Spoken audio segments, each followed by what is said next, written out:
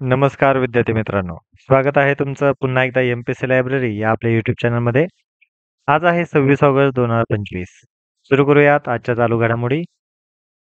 सर्वप्रथम पाहूया कालचा एक प्रश्न. तर विद्यार्थी मित्रांनो, मी काल तुम्हाला एक प्रश्न विचारलेला होता.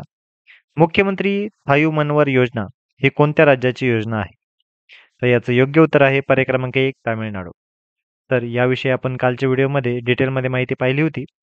मुख्यमंत्री थायू मनोवर योजना ही वृद्धांसाठीची योजना असून ही तामिळनाडू या राज्याने सुरू केलेली आहे. याविषयी आपल्याला प्रश्न विचारला जाऊ शकतो. त्यामुळे या योजनेचं नाव आणि त्याचं राज्य आपल्याला माहिती असणं गरजेचं आहे. आता आजच्या चालू घडामोडींना सुरुवात करण्यापूर्वी आजचे दिनविशेष पाहूया. 26 ऑगस्ट 1982 आजच्याच दिवशी गडचिरोली जिल्ह्याची निर्मिती करण्यात आलेली होती. चंद्रपूर जिल्ह्यापासून गडचिरोली या जिल्ह्याचं विभाजन करण्यात आलेलं होतं. म्हणजे 26 ऑगस्ट 1982 या दिवशी गडचिरोली हा नवीन जिल्हा महाराष्ट्राला तयार झालेला होता.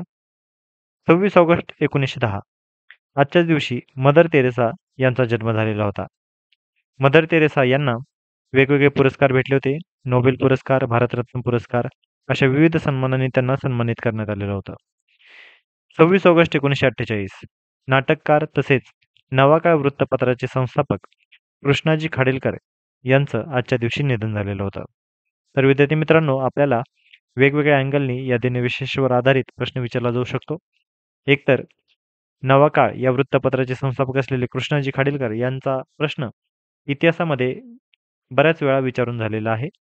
एकतर कृष्णाजी खाडीलकर यांचे वृत्तपत्राचे नाव काय अशा पद्धतीचा प्रश्न, किंवा नवाकाळ वृत्तपत्राचे संस्थापक कोण अशा पद्धतीचा देखील प्रश्न विचारला जाऊ शकतो.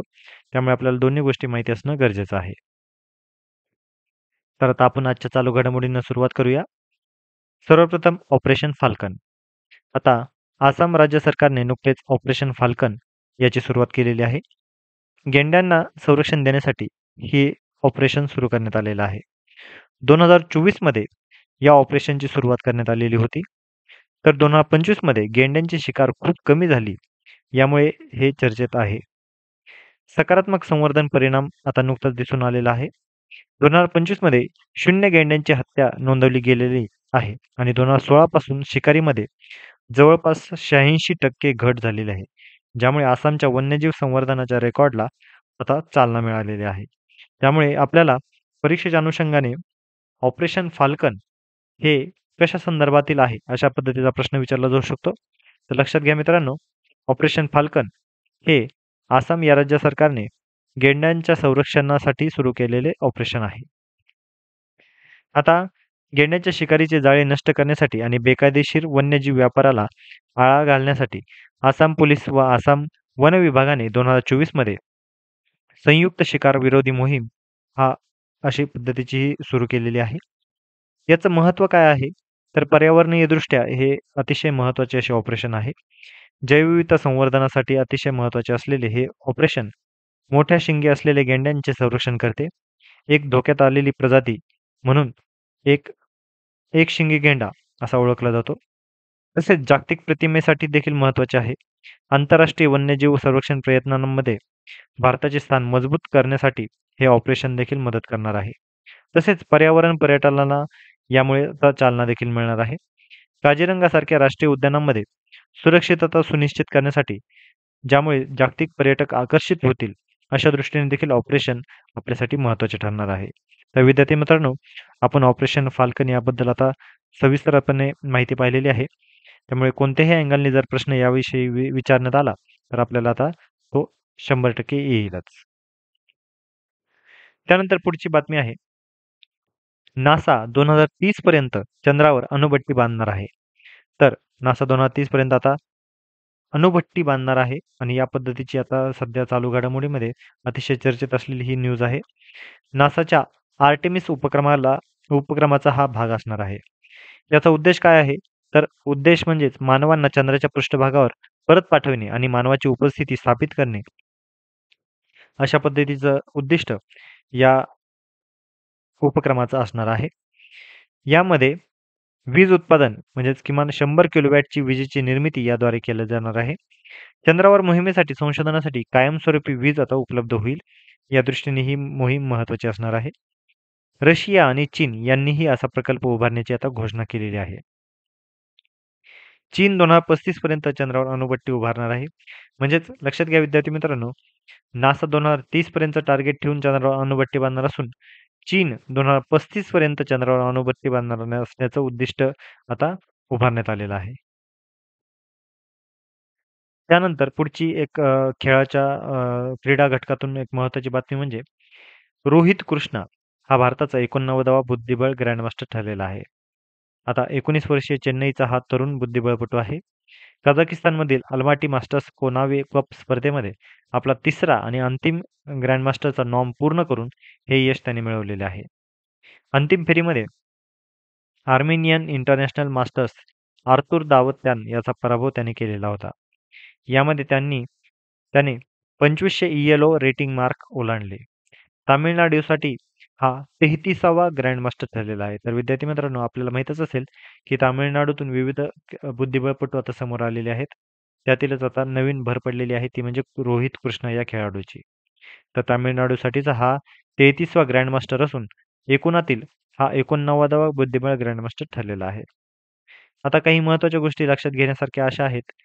भारताचा 89वा grandmaster Rohit Selvaraj, 88वी grandmaster Divya Deshmukh, 87वा grandmaster Harikrishnan आणि 86वा ग्रँडमास्टर श्रीहरी LR अशा पद्धतीचे आता नुकतेच काही ग्रँडमास्टर आपण पाहिलेले आहेत. तर रोहित कृष्ण आता नवीन आता त्यामध्ये आता भर पडलेली आहे.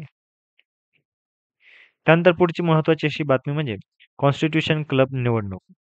आता ही जी निवडणूक आहे, ही राजीव प्रताप रुडी यांनी जिंकलेली आहे.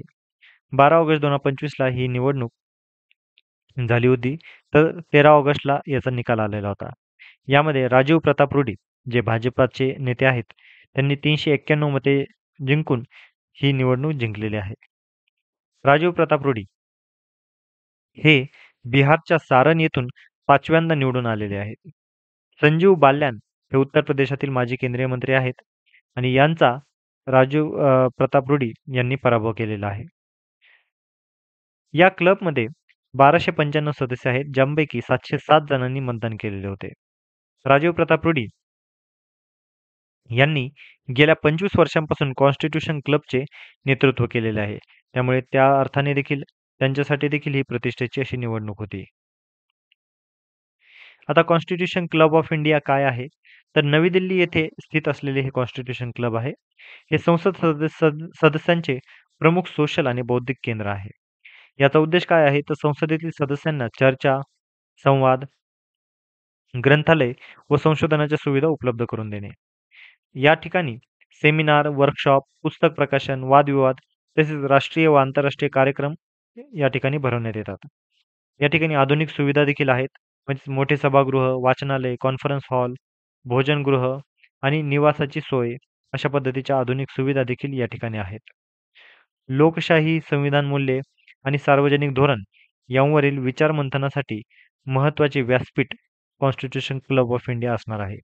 म्हणजेच थोडक्यात संसद आणि धोरणकर्त्यांसाठीचा विचार व संवादाचे संसदीय केंद्र यामार्फत कॉन्स्टिट्यूशन क्लब ऑफ इंडिया हे ओळखले जाते. तर या दृष्टीने देखील आपल्याला प्रश्न विचारला जाऊ शकतो, की आता नुकतीच आता निवडणूक झालेली आहे आणि या निवडणुकीमध्ये आता राजीव प्रताप रुडी यांचा विजय तर झालेला आहे.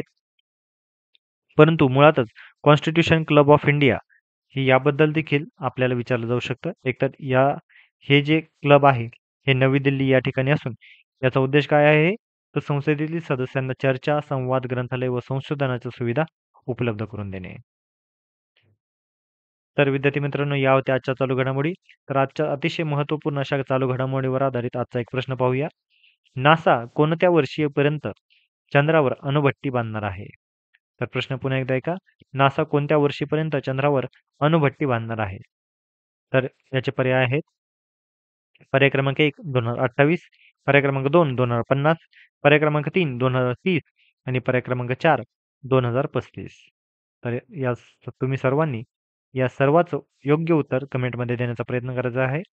मी उद्याच्या व्हिडिओमध्ये याचं योग्य उत्तर नक्कीच तुम्हाला देईल, जेणेकरून तुम्हाला सर्वांना याचं योग्य उत्तर कळेल. तसेच जर तुम्हाला याबद्दल काही कन्फ्युजन असेल तर रिवाइंड करून तुम्ही पुन्हा एकदा हा व्हिडिओ पाहू शकता. मी डिटेलमध्ये याबद्दलची न्यूज शेअर केलेली आहे. तर विद्यार्थी मित्रांनो, या होत्या आजच्या चालू घडामोडी. तर अशाच अधिकाधिक इन्फॉर्मेटिव्ह कंटेंटसाठी आमच्या YouTube चॅनलला सबस्क्राईब करायला अजिबात विसरू नका.